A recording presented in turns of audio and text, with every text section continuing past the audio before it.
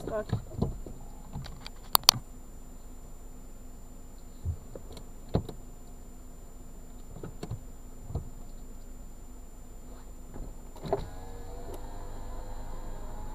A kto má prekážku v jazdnom pruhu?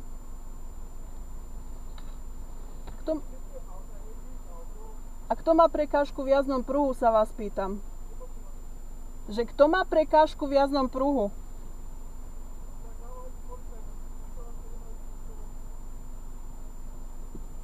Kde je čiara?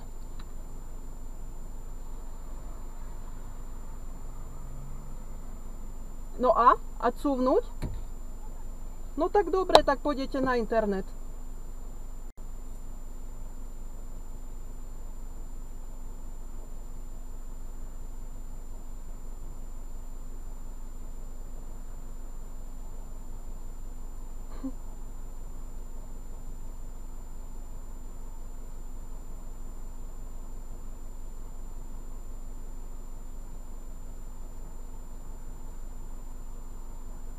Spiatočku asi nemáte, čo?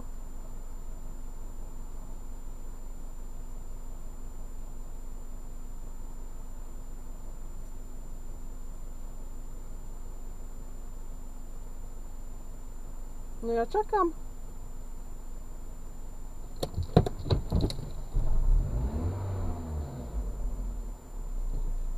No ja čakám.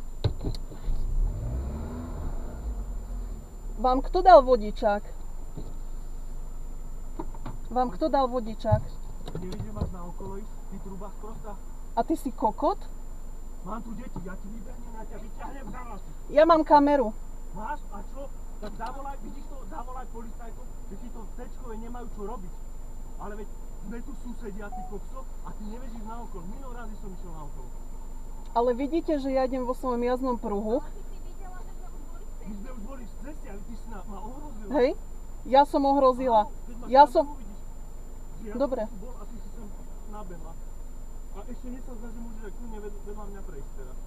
Dobre, odovzdajte vodičák, obaja. Dobre, vedľa mňa môžeš prejsť kľudne. Vidíš to? Neobcháš sa s tým autom? Obchám. Ale tu ide o ten princíp. Áno? No, nech sa páči. No čo? No? Na kamere to je vidno. A toto mi ukazovačák. A toto mi ukazovačák.